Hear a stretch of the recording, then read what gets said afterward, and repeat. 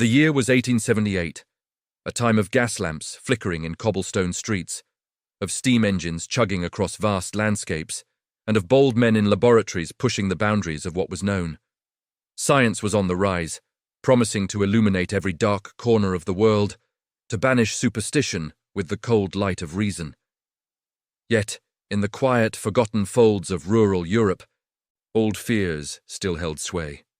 Whispers of ancient evils, of things that moved in the shadows, clung to the air like the damp mist that often rolled in from the surrounding forests. People lived close to the land, and even closer to their anxieties. A bad harvest, a sudden illness, a strange animal cry in the night. These were not just events, they were often seen as omens, signs from a world just beyond their sight. It was into this world, this delicate balance of progress and primal dread, that Clara Richter arrived. No one quite knew where she came from. One morning, she was simply there, sitting on a cold stone bench outside the village church, her small, frail figure almost swallowed by the heavy fog. She looked no older than 10, perhaps 11, but there was something in her stillness, in the way she held herself, that spoke of an age far beyond her years. The first to see her was old Greta, on her way to light the morning candles. Greta, known for her sharp tongue and even sharper eyes, stopped dead in her tracks. The girl was unnervingly silent, her skin so pale it seemed almost translucent. But it was her eyes that truly held Greta. And later, the rest of the village. They weren't the bright, curious eyes of a child. They were deep, dark pools, and they seemed to look not at you, but through you, as if seeing something ancient and terrible just over your shoulder. The villagers, a small, close-knit community, were a mix of curious and cautious. Some offered her food, a warm blanket. She took them without a word, without a change in her blank expression. She never spoke, not a single sound. Her silence was a heavy thing, filling the space around her, making others feel exposed and small. Pity was the first reaction, quickly followed by suspicion. Where were her parents? Why was she alone? The questions hung in the air, unanswered, festering. A few days turned into a week, then 2. Clara remained. She found a small, abandoned shed at the edge of the village, near the old, overgrown cemetery, and made it her own. She never asked for anything, never complained. Her simple presence, however, began to change things. Subtle, unsettling occurrences started to happen around her. Old Man Fisher's prize-winning hound, usually a friendly, boisterous animal, would whimper and hide whenever Clara passed, its fur standing on end. Livestock in the fields would sometimes stampede for no reason, their eyes wide with unexplained terror, only to calm down moments after Clara had walked by. Even the plants seemed to react. A patch of wild roses near her shed, usually vibrant and healthy, began to wilt and brown, shriveling as if starved of light, while a few yards away, a forgotten apple tree, long barren, suddenly bore fruit out of season. People started whispering, whispers about misfortune. Young Thomas, known for his cruel jokes, had thrown a stone at Clara one afternoon, trying to get a reaction. The next day his hand swelled up, turning an angry purple, and he couldn't hold a hammer for a week. Coincidence, everyone said, but the whispers grew louder, tinged with a growing fear. The fear solidified into outright dread one chilly autumn evening. The air had been unusually still all day, thick and heavy like a blanket. Clara was walking past the old mill, where the miller, a gruff but honest man named Hans, was working late. Hans saw her through the mill window, her small frame silhouetted against the fading light. He waved, a kind gesture he'd come to regret. As Clara passed, a sudden localized blast of cold air swept through the mill, so intense it made Hans's breath plume in thick white clouds. The mill wheel, which had been turning steadily, groaned to a halt with a chilling shriek of metal on metal, its massive timbers groaning under an unseen strain. Then, just as suddenly, a heavy wooden beam, part of the mill's ancient structure, slowly, deliberately, lifted itself from its resting place, hung in the air for a terrifying moment, and then crashed down with a deafening roar, missing Hans by mere inches. When the dust settled, Clara was gone. Hans, trembling, swore he saw her eyes, even in the dim light, glow for a split second, a faint, unnatural blue. From that day on, Clara was shunned. The pity was gone, replaced by a cold, hard fear that kept everyone away. No one spoke to her, no one offered her help. Children were warned to stay far from the old cemetery shed. Her silence, once just a curiosity, became a terrifying barrier, a wall that prevented any understanding, any connection. She was an outsider, an anomaly, and now, a threat. The villagers, once a community, now moved with a new wariness, always glancing over their shoulders, always aware of the small, pale girl living on the outskirts, a girl they couldn't explain, and whose presence promised only more terror. The stage was set, not for understanding, but for a larger, more terrifying manifestation of her abilities, one that would soon engulf them all. The strange incidents around Clara didn't just continue, they ramped up. They started small, things people could almost dismiss, but soon they became undeniable. Objects in people's homes would shift when Clara was known to be nearby. A farmer's wife swore her knitting needles, left on the table, had rearranged themselves into a crude, unsettling symbol after Clara walked past her window. In the empty church, the heavy wooden doors would sometimes creak open and slam shut with no wind, making the few remaining villagers who still attended services jump in terror. Whispers, faint and indistinct, would sometimes echo from empty rooms in houses closest to the cemetery. A sound that chilled people to the bone because it sounded almost like a child's voice, but not quite. Shadows, too, seemed to have a life of their own. More than one person reported seeing a shadow detach itself from a corner and move across a wall, even when there was no light source to explain it. The physical world around Clara seemed to thin, to become less solid, almost as if her presence was subtly warping the very air and light. The villagers, desperate and terrified, tried everything they knew. They first went to Pastor Klaus, a man of God who had served their community for 30 years. He visited Clara, bringing his Bible and holy water. He spoke to her, prayed over her, and sprinkled the water around her shed. Nothing happened. Clara remained silent, her pale eyes watching him without emotion. The only thing that changed was Pastor Klaus himself. After his visit, he started having terrible nightmares, waking up screaming, his face drenched in sweat. He found his own Bible pages had been subtly rearranged, some verses highlighted in a way that twisted their meaning into something dark and blasphemous.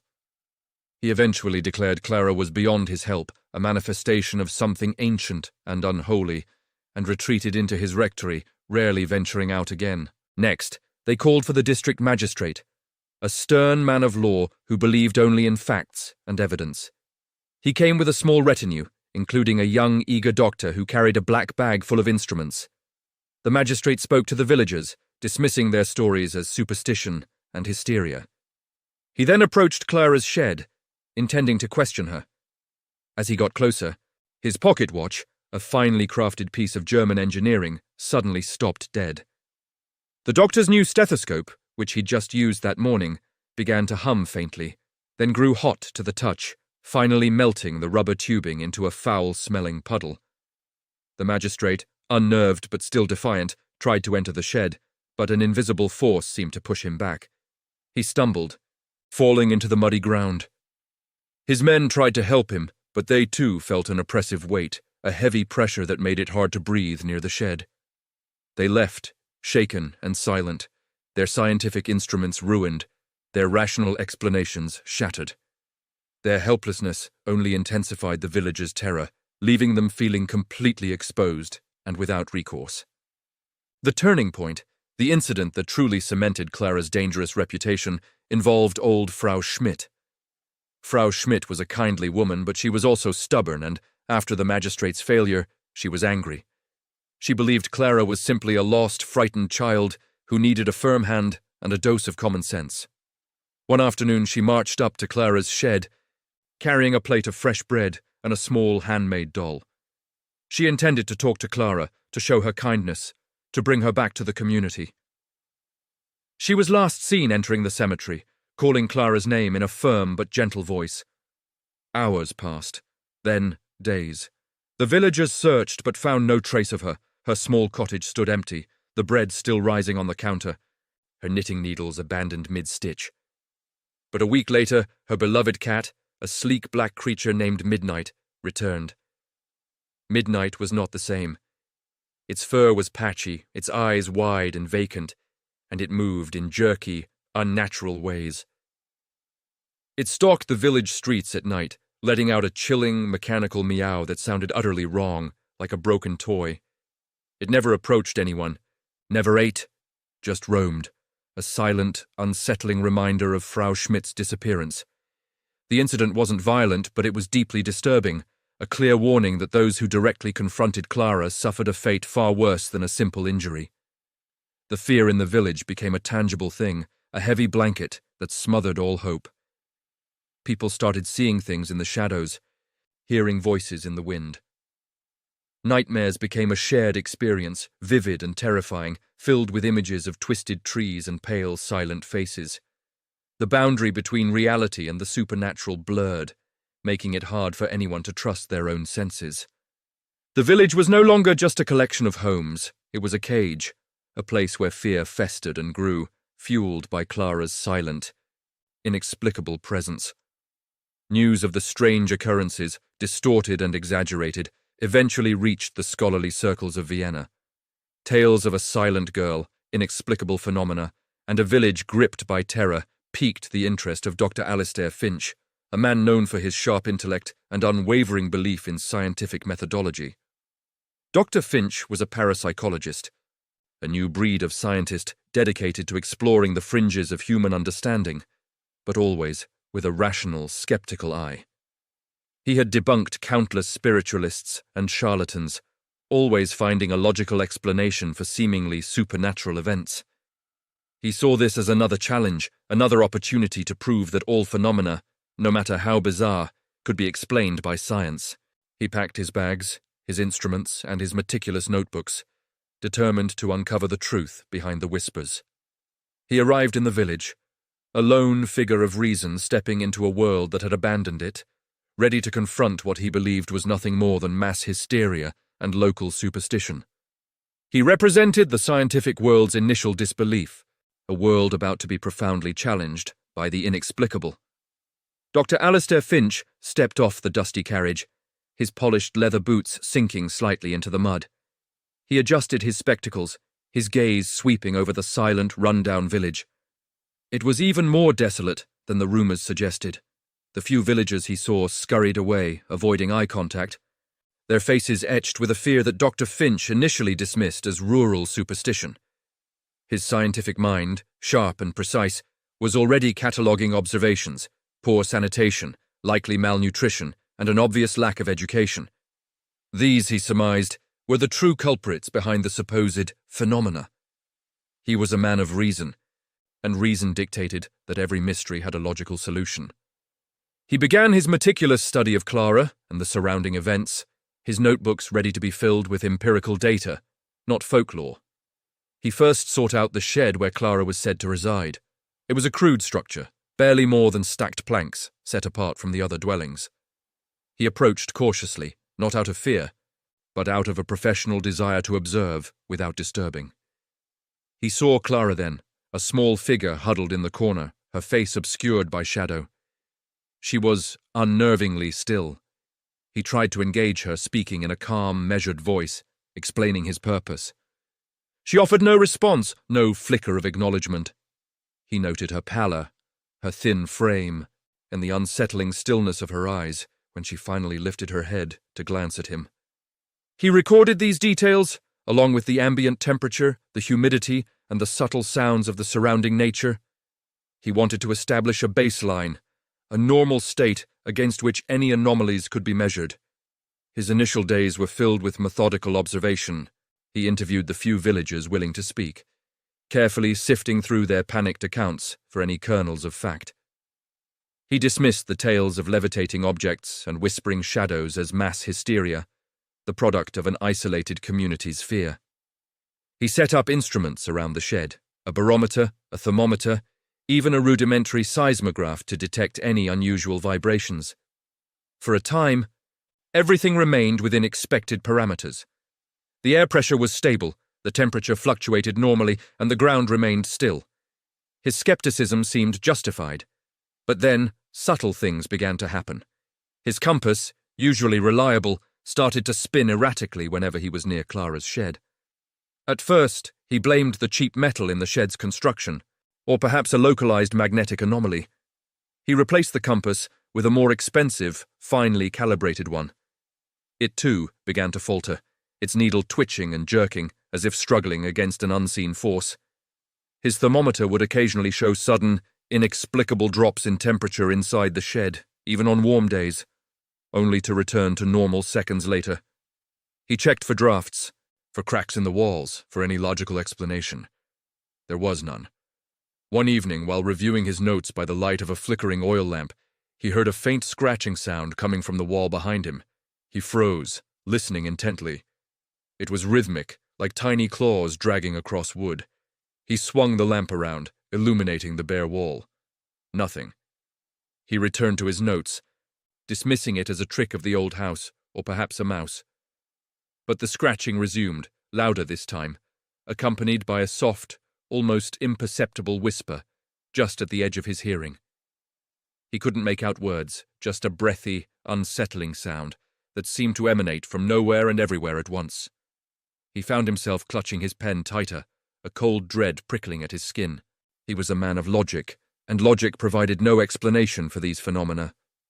He began to notice patterns that defied all known physics and biology. He observed that the strange fluctuations in his instruments, the faint whispers, the sudden chills, seemed to intensify whenever there was an argument in the village, or when a villager expressed strong fear or anger towards Clara.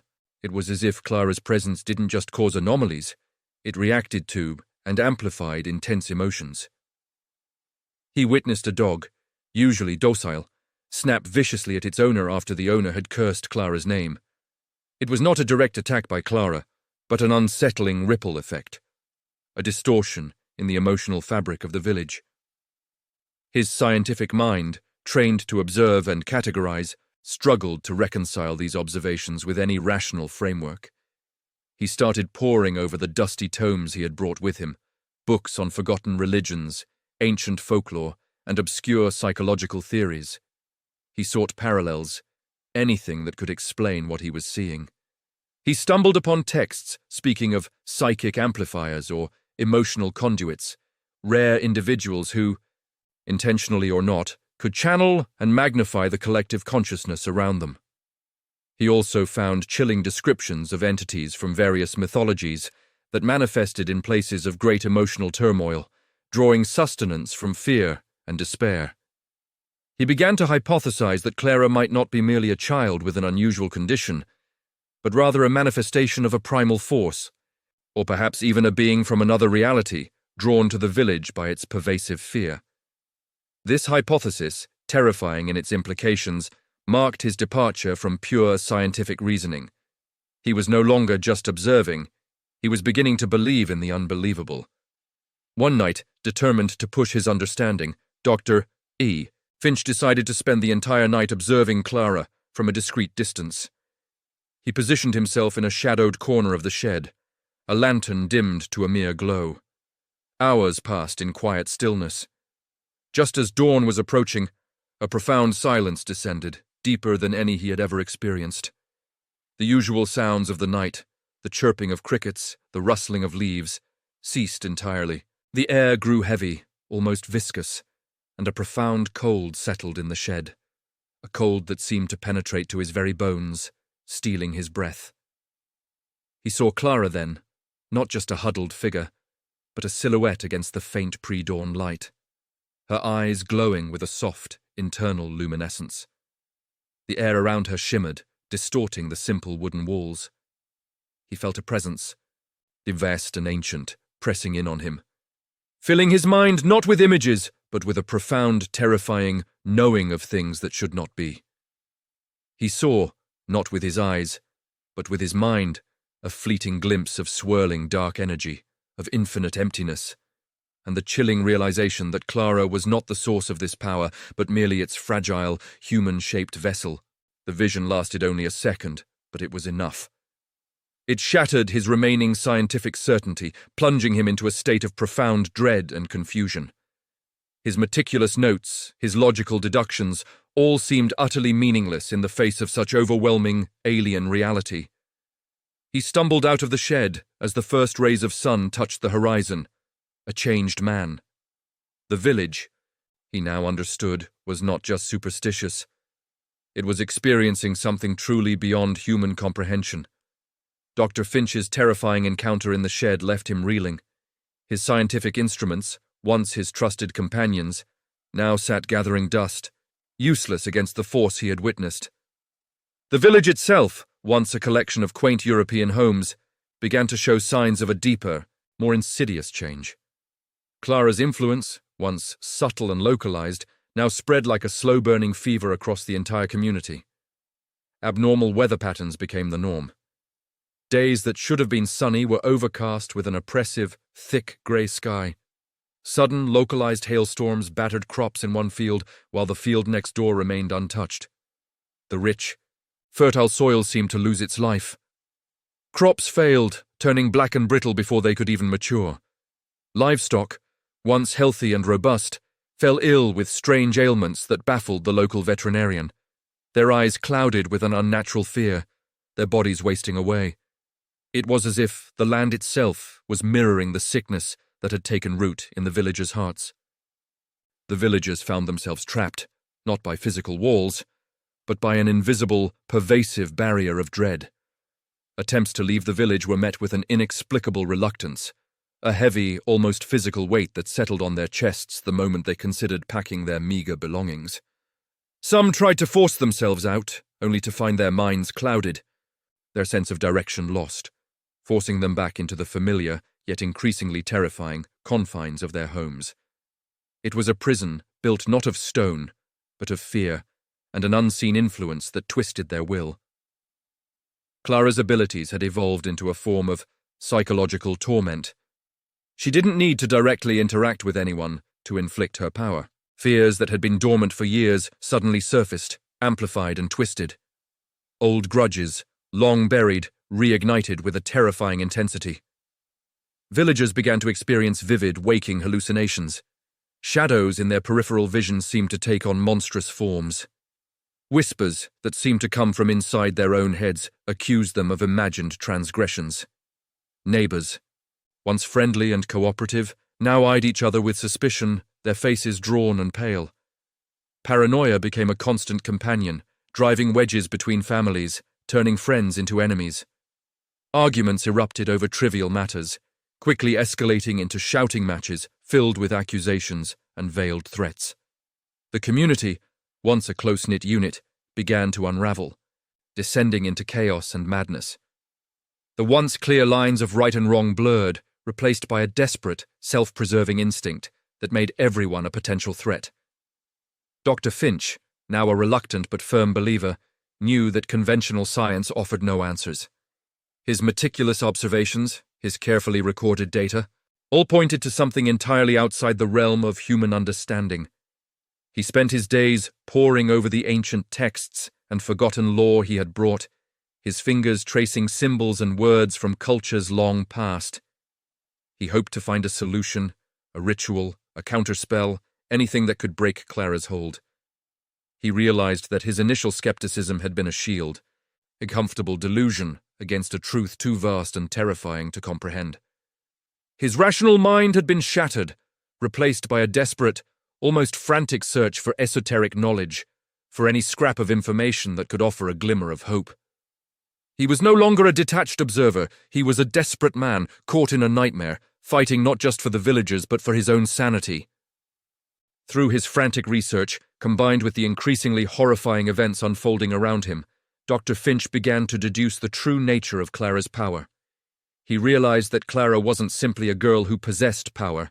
She was a conduit, a vessel for something vast, ancient, and utterly alien.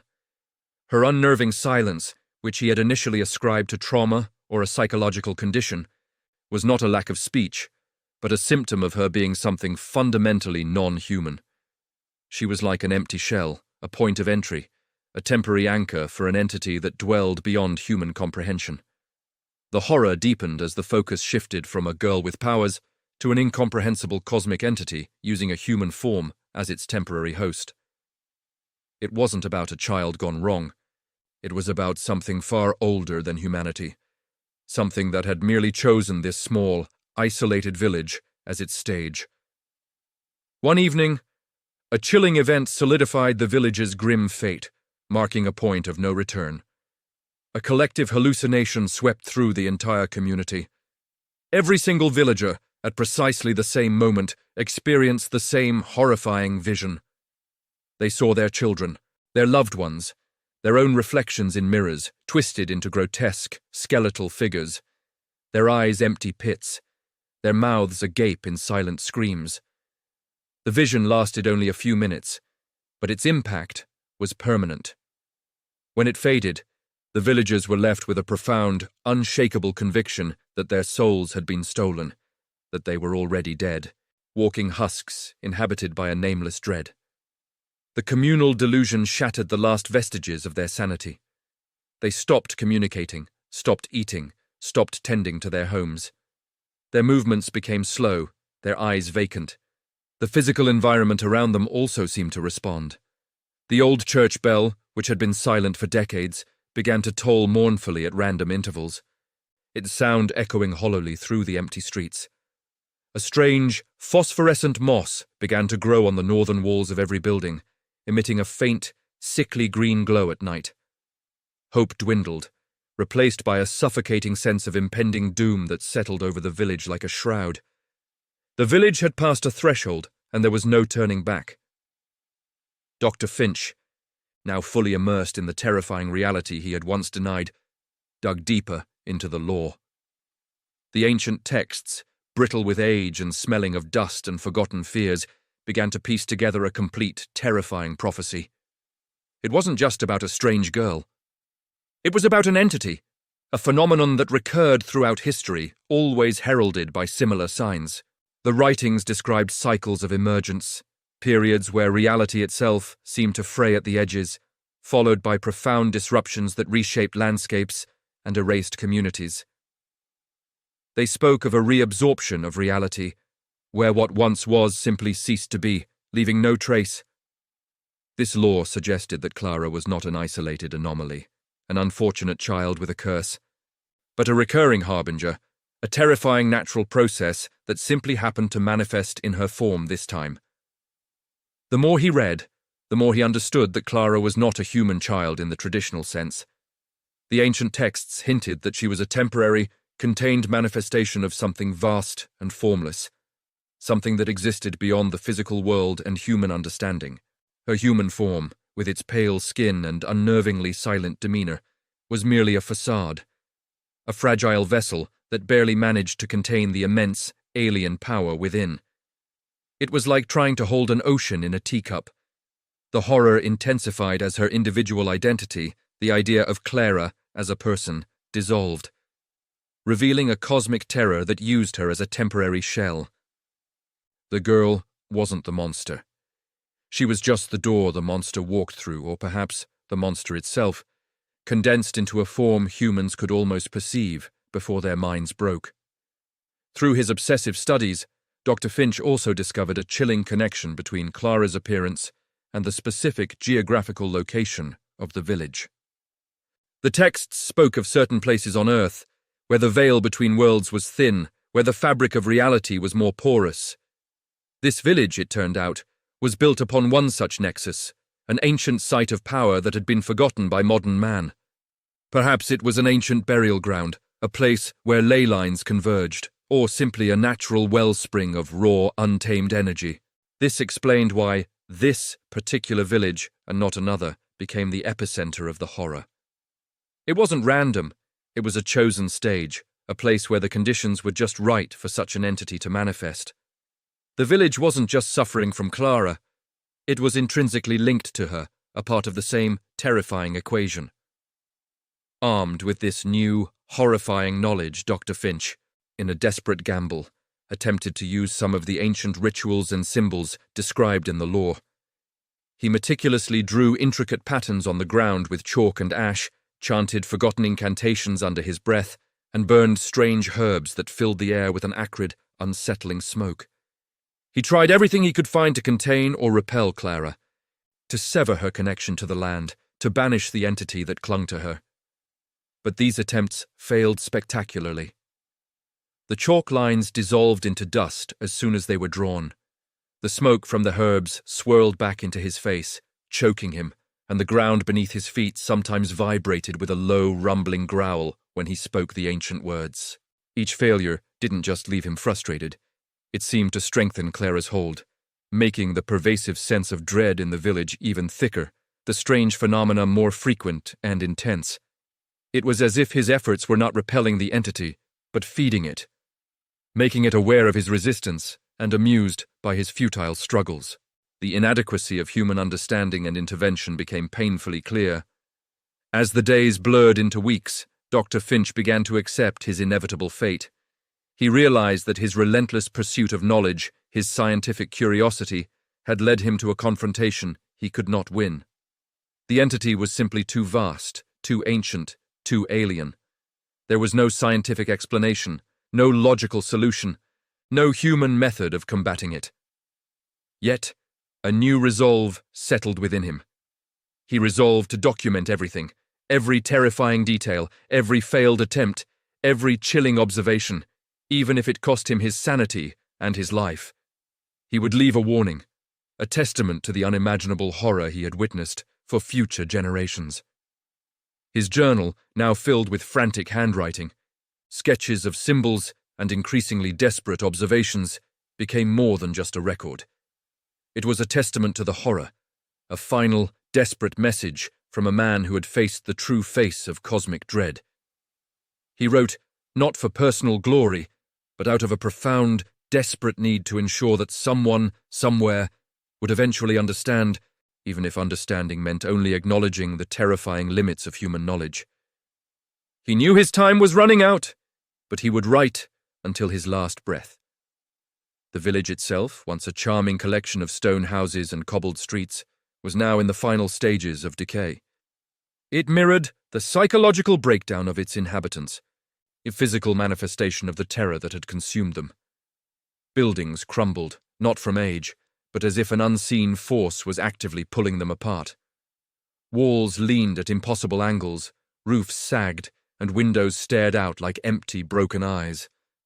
The very nature around them seemed to rebel, trees twisted into grotesque shapes, their branches bare and claw-like even in summer. The once vibrant green of the fields turned to a sickly yellow-brown, and the river that ran through the village flowed with a dark, viscous liquid that smelled faintly of decay.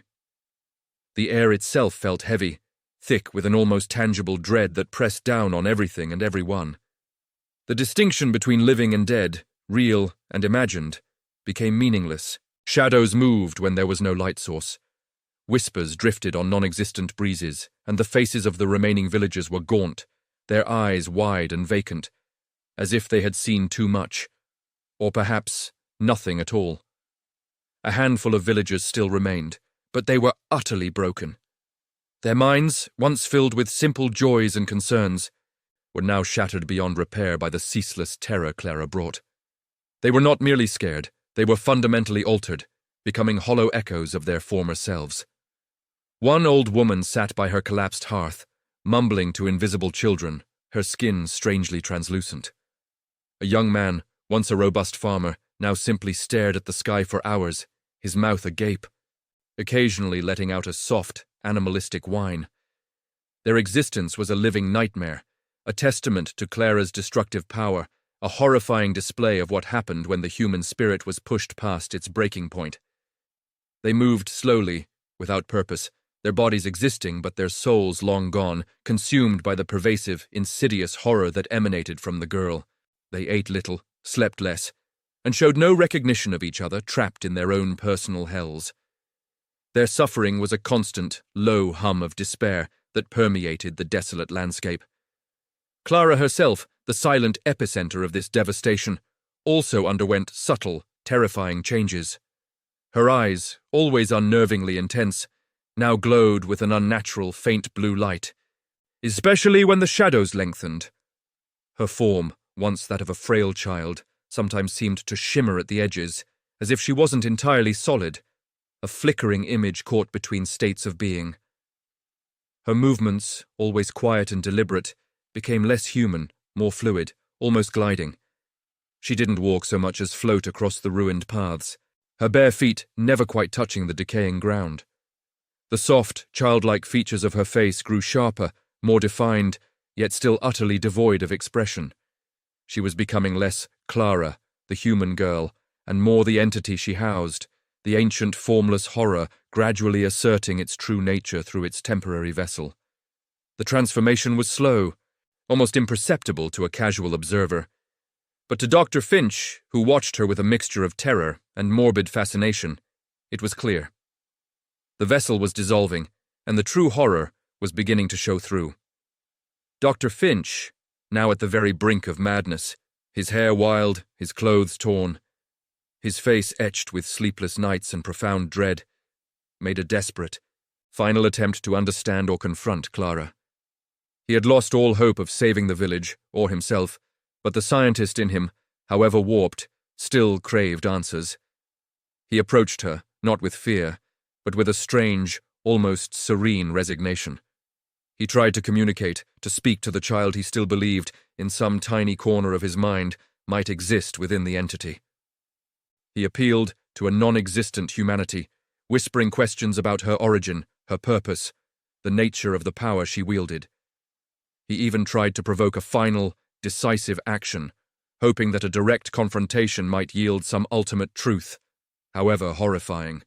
He stood before her, his hands trembling but his gaze unwavering, in the center of what used to be the village square, now a desolate expanse of rubble and dust.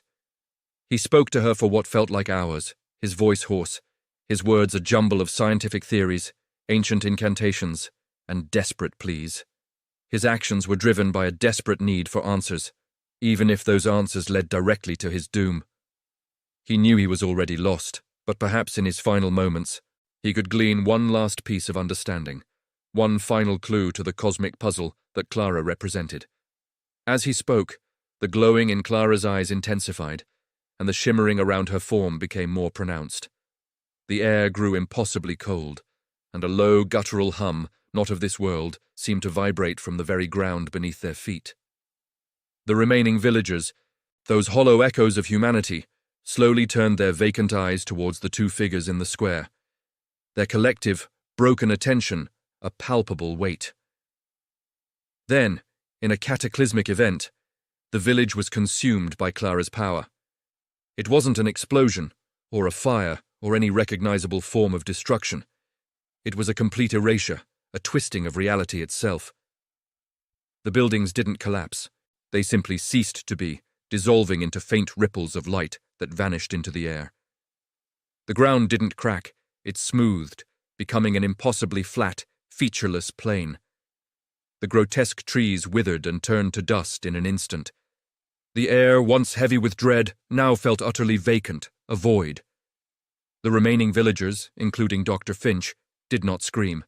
They did not move. They simply faded, particle by particle, into nothingness, their forms blurring, then winking out of existence as if they had never been. The event was beyond human comprehension, a silent, terrifying absorption into nothingness, leaving no trace but a vast, unsettling emptiness where a vibrant community once stood. Not a stone, not a blade of grass, not a single memory remained visible. The immediate aftermath was a silence that pressed down, heavy and absolute. Where the village had once stood, nestled in the valley with its houses, its church, its familiar fields, there was now nothing. Just an unsettling, altered landscape. It wasn't a crater, or a pile of rubble, or even scorch marks. There was no physical evidence of destruction, no sign of violence. Instead, there was an absence, a place that was, but now isn't. The horror was in the lack of explanation, the perfect disappearance. The land itself seemed to have forgotten what it once held, a smooth, featureless expanse that stretched out under an indifferent sky. The air, which had been thick with dread and the strange hum of Clara's power, was now still, unnervingly calm. It was the kind of silence that made the ears ache, a void that swallowed sound and memory alike. Years later, the world had moved on. The location of the vanished village became a blank spot on maps, a rumored place that faded into local folklore, dismissed as an old tale. But then, a new explorer, a lone surveyor named Elias Thorne, ventured into the remote region. He was mapping uncharted territories, driven by a quiet ambition and a love for the forgotten corners of the world. He wasn't looking for anything specific, just the lay of the land, the flow of rivers, the rise of hills. One crisp autumn afternoon, while traversing a particularly desolate stretch of plains that seemed unnaturally flat, he stumbled upon something almost entirely buried. It was a weather-beaten leather satchel, half hidden beneath a tangle of dry, brittle shrubs that seemed to grow nowhere else in the area. Intrigued, Elias pulled it free, brushing away the dust and dried leaves. Inside, protected by layers of oilskin and thick canvas, he found a journal. It was Dr. Finch's meticulously documented journal, miraculously preserved against the elements. The leather cover was cracked, the pages brittle and yellowed, but the ink, though faded in places, was still legible. Elias, a man of quiet curiosity, began to read. He sat there, under the vast empty sky, turning the delicate pages, his initial intrigue quickly giving way to a chilling fascination, then a creeping dread. The journal was the only tangible link to the vanished village and the unspeakable events that had transpired there. It wasn't just a record. It was a testament, a desperate cry echoing from beyond the grave. The journal detailed Dr. Finch's descent into madness, his struggle to reconcile science with the impossible, and his final, terrifying conclusions about Clara. The early entries were clinical, filled with scientific observations and rationalizations.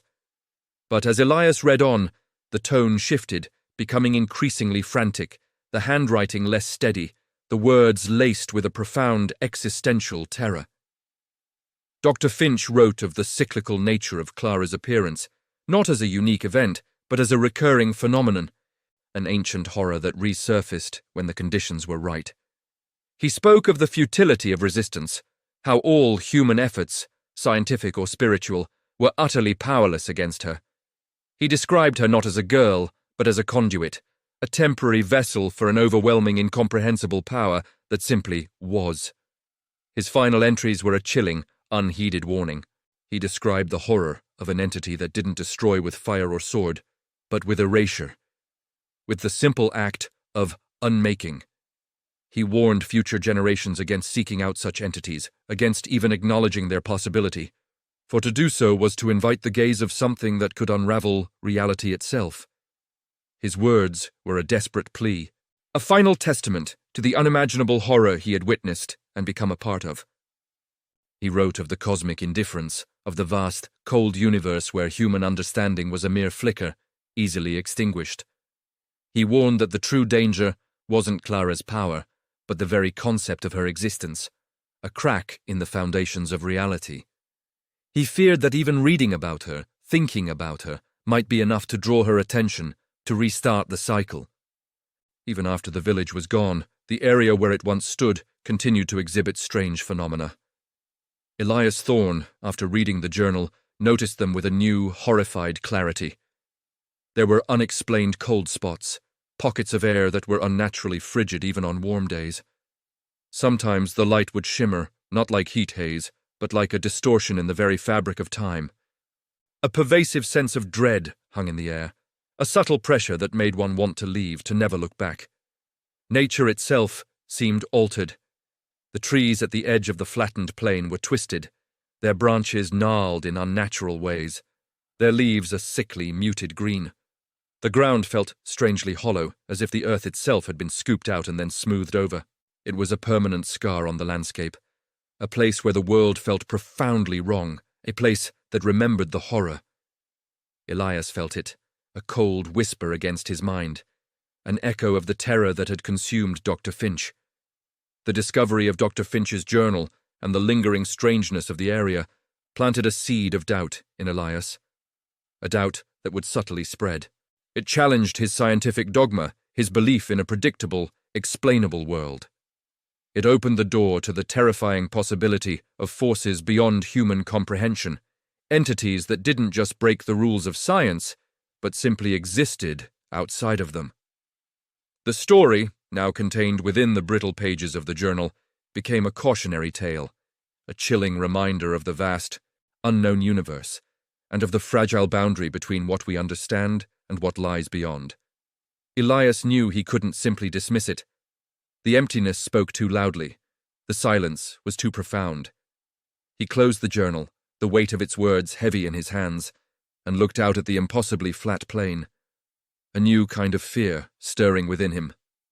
He felt the pull of the void, the unsettling truth that some things are better left undisturbed. The journal's contents, once Elias Thorne had painstakingly transcribed and verified what he could, slowly began to filter out. Not into the mainstream, of course, but into the more obscure academic circles, whispered among those who studied anomalies, psychology, or forgotten histories. It sparked bitter controversy and outright disbelief from the scientific establishment, who saw it as the ravings of a madman, fueled by local superstition. Yet, a quiet, unsettling fear took root among those who truly delved into its implications. The story of Clara Richter, the girl who unmade a village, became more than just a local legend. It became a whispered legend in the hushed halls of esoteric knowledge, a haunting tale that refused to be fully dismissed. Modern scientists and historians, whenever the journal resurfaced in discussions, always attempted to rationalize Dr. Finch's account. They dismissed the supernatural elements as delusion, mass hysteria, or fabrication. They pointed to the lack of physical evidence, the impossible nature of the events described. But the problem was the unexplainable vacuum where a village once stood, and the chilling consistency of the journal's meticulously detailed entries made full dismissal impossible. The mystery persisted, a jagged thorn in the side of scientific certainty, a gaping hole in the map that refused to be filled by any conventional explanation. Every theory, every attempt to force it into a rational framework, crumbled under the weight of its own inadequacy. The very absence of evidence became its own kind of proof, a testament to something that defied the rules. And then, subtly, almost imperceptibly, the narrative began to hint at something far more disturbing. Elias Thorne, in his later years, dedicated his life to researching similar anomalies, fueled by the cold dread the journal had instilled in him. He uncovered isolated incidents occurring in forgotten corners of the world, years or even decades after the Richter village vanished. These incidents, though far less dramatic, less cataclysmic than what Finch described, echoed the patterns laid out in the tattered pages of the journal. A sudden, unexplained blight on crops in a small German hamlet in the 1920s, coinciding with the disappearance of a young, unusually silent girl. A bizarre, localized drought in a remote Irish village in the 1950s, followed by reports of strange whispers and objects moving on their own around a newly arrived orphan. A quiet, unsettling shift in the behavior of animals, a pervasive sense of dread, and then a slow, methodical unraveling of a community, always centered around a child exhibiting an uncanny stillness, an unnatural pallor, eyes that seemed too old. These were not direct repetitions, but subtle recurrences, echoes across time and space, suggesting that Clara's cycle, or the cycle of whatever she was, he might indeed be beginning anew, just as Finch had feared.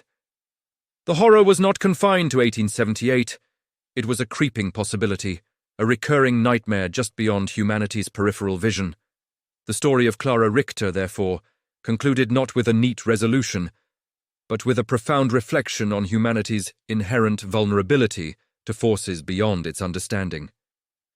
The ultimate terror was not just the monstrous entity that had consumed a village, but the chilling realization that science, with all its instruments and theories, logic, with all its rational deductions, and even faith, with all its prayers and rituals, were utterly powerless against certain entities. Clara Richter remained, the girl science couldn't explain, a permanent, unsettling symbol of the terrifying unknown, a crack in the veneer of our perceived reality. She was the question mark that haunted the edges of human knowledge, a reminder that for all our advancements, there remained vast, cold, indifferent powers that simply existed, untouched by our comprehension. The final thought, therefore, lingered like a chill wind from some impossible void. Was Clara truly a girl, a child born of human flesh and blood, albeit one cursed with an inexplicable power? Or was she merely a temporary, fragile vessel, a brief, unsettling manifestation for something ancient and infinitely more terrifying? Something that used the form of a child as a convenient, disarming disguise, waiting patiently, silently, for its next awakening. Its next opportunity to unravel a sliver of the world and absorb it back into the cosmic indifference from which it came. The story ended not with an answer, but with an enduring sense of dread, a profound unease that settled deep in the bones, and a chilling appreciation for the vast, unknowable, and utterly terrifying nature of cosmic horror. The silence of the vanished village continued to reverberate, a constant, low hum beneath the surface of the world, a promise of things yet to come.